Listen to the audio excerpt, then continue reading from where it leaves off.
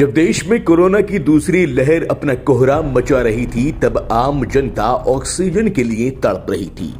तब एक नाम प्रदेश के साथ साथ पूरे देश में गूंज रहा था और वो नाम था शानू वारसी का। ये वही शानू वारसी हैं जिसने लोगों को ऑक्सीजन पहुंचाकर उनकी टूटती हुई सांसों को बचा लिया। ये वही शानू वारसी हैं जिन्होंने न दिन देखा न रात देखी, सिर्फ लोगों की खिदमत करके उनकी जान बचाते रहे। अब भी शानू वारसी ऐसा ही काम कर रहे हैं। शानू वारसी जो कि चंदोसी के समाज सेवी हैं, वो अब डेंगू से निपटने के लिए लोगों को मदद कर रहे हैं। उन्होंने एक मुहिम छेड़ दी है। शानू शहर के अलग अलग इलाकों में डेंगू मच्छर से निजात के लिए फॉगिंग और बाकी जो जरूरी काम है वो करवा रहे हैं। शानू वारसी से बात की हमारे संवाददाता सद्दाम हुसैन ने।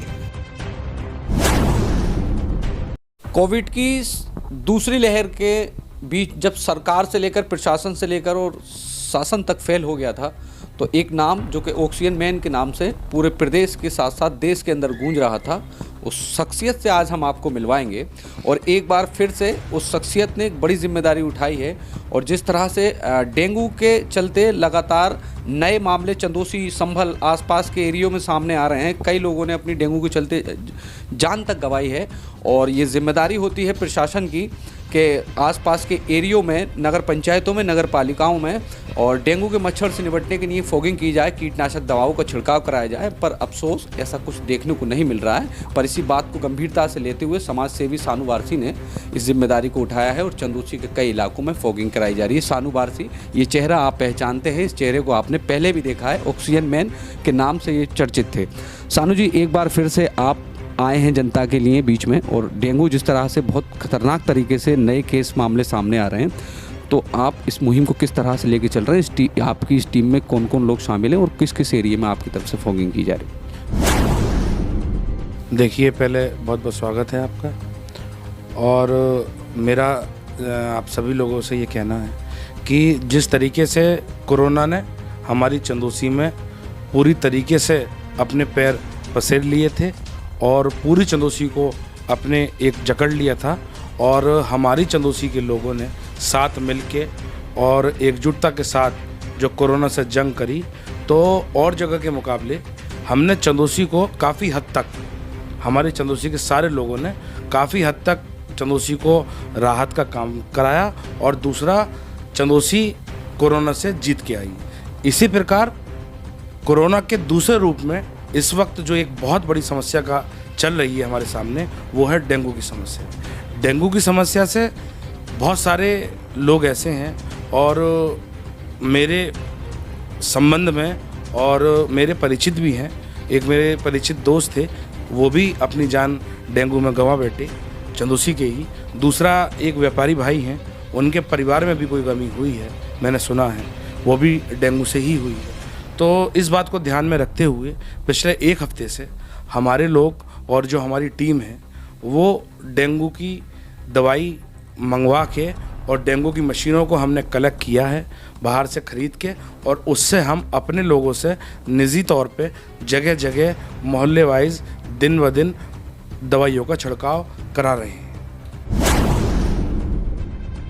अच्छा शानू भाई, राजनीतिक महत्वाकांक्षाएं क्या हैं? क्योंकि समाज सेवा में रह के तो आप जनता की सेवा कर रहे हैं, क्योंकि आप लोग अगर राजनीति में होंगे कहीं ना कहीं किसी न किसी ओहदे पर, तो जनता को ज़्यादा लाभ पहुंच सकता है। इस पर लेकर क्या रहा? देखिए, राजनीतिक महत्वाकांक्षाएं अपनी लेके, तो राजनीतिक महत्वाकांक्षाएं अपने आप को लेके तो कुछ नहीं है, क्योंकि कोई बड़ी बात से तौबा करनी चाहिए। अल्लाह का दिया सब कुछ है, तो अपने लेके या अपने परिवार को ध्यान में रखते हुए राजनीतिक महत्वाकांक्षाएं कुछ भी नहीं है। और अल्लाह ताला और भगवान कभी जीवन में भी खुद को लेके और परिवार की तरक्की और ख़ुद की तरक्की को लेके राजनीतिक महत्वाकांक्षा इस दिल के अंदर पैदा ना करे। राजनीतिक महत्वाकांक्षाएं अगर हैं तो सिर्फ इसलिए हैं कि जो समाज है और जो समाज आज तक अपेक्षित है और जो समाज आज भी परेशानियों के हाल से जूझ रहा है, उस समाज के हित के लिए, उस समाज के लिए कुछ करने के लिए इस दिल में जज्बा है कि उस समाज के लिए कुछ करें। उसी के लिए अगर ये समाज मौका देता है और मेरे चंदोसी के लोग मौका देते हैं तो मैं ज़रूर राजनीति में आऊँगा। अच्छा, एक कोई बड़ा कार्यक्रम भी करने जा रहे हैं अपने पापा की बरसी के मौके पर, क्या करें? देखिए, मैं हर साल अपने पापा की बरसी, मेरे वालिद साहब की 7 दिसंबर सन 2010 को उनकी मृत्यु हुई थी, और हर साल मैं एक करता हूँ। उसमें मेरी जो अपनी सोच है वो सोच ये रहती है कि ज़्यादा से ज़्यादा गरीबों की मदद हो सके, ज़्यादा से ज़्यादा ज़रूरतमंदों की ज़रूरत पूरी हो सके।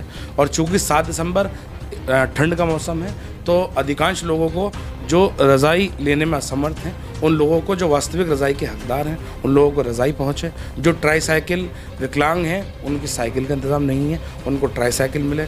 जो बैसाखी जिनके पास नहीं है, उन्हें बैसाखी मिले। जो कानों से सुनने के अभाव से अपने पैसे की असमर्थता के कारण मशीन नहीं खरीद पाते, उनकी कानों की मशीन दिलवाने का काम करें। जो लोग आँखें बनवाने के लिए दर दर भटकते हैं और उनकी आंखें बनने से वो अपेक्षित है, वो मेरे पास आए। और मैं इस चैनल के माध्यम से लोगों से अपील करता हूँ कि जो भी लोग जहाँ भी जिसके संबंध में भी हो, अगर आप ये समझ लो, मैं एक बात कहना ये चाहूँगा कि अगर एक व्यक्ति किसी एक ज़रूरतमंद को भी लेकर अगर मेरे पास आया और उसकी ज़रूरत को पूरा किया, तो जो सवाब भगवान और अल्लाह मुझे देगा, उतना ही सवाब उस लाने वाले व्यक्ति को भी होगा। इसलिए मेरी सभी लोगों से अपील है कि सारे ही लोग मिलजुल के साथ आएँ और मिलजुल के हर परेशानी का सामना करें। अगर हम सब लोग मिलजुल के परेशानियों का सामना करेंगे तो कोई परेशानी इतनी बड़ी नहीं है जिस परेशानी से हम हार सकें। और दूसरी बात, जो भी मुहिम है, चाहे वो मैंने ऑक्सीजन बांटी हो, चाहे वो मैंने रज़ाई बांटी हो, मेरी जो सबसे ज़्यादा जो मेरे जो प्रेरणा स्रोत हैं, वो मेरे बड़े भाई, मेरे सरपरस्त आली जनाब जावेद अली खान साहब हैं। पूर्व राज्यसभा सांसद हैं, वो समाजवादी पार्टी से बिलोंग करते हैं, और उन्हीं की बातों को मैं बहुत गंभीरता से, जब भी मेरी उनसे बात होती है या वो किसी से भी बात करती हैं, तो जिस तरीके की वो बातें करते हैं, उन बातों को मैं बहुत गंभीरता से अपने अंदर लेता हूं और उनकी बातों पे अमल करके उन बातों को मैं समाज में लाके का काम करता हूं। देखिए, ये थे शानू जी। शानू जी ने साफ ये कहा कि जिस तरह से ऑक्सीजन भी बांटी, उसके पीछे भी कई लोगों का सहयोग रहा। जिस तरह से एक बहुत बड़ी मुहिम चलाई पूरे देश के अंदर, शानू वारसी का नाम था, ऑक्सीजन मैन हैशटैग के नाम से ये मुहिम चल रही थी। शानू जी का कहना है, अब भी किसी को कोई दिक्कत हो, आर्थिक तौर पर कमज़ोर हो, तो बेझिझक यहाँ पर आ सकता है, बिना नाम पूछे, बिना उसकी जात, बिना धर्म के ही उसकी मदद की जाएगी। ऐसा पहले भी ऑक्सीजन के समय पर भी इस तरह से देखा गया था, और लगातार बिना भेदभाव किए लोगों कुछ एरियो में फॉगिंग और इस तरीके से कीटनाशक दवाओं का छिड़काव भी कराया जा रहा है। सहयोगी फिरोज के साथ में मोहम्मद सद्दाम।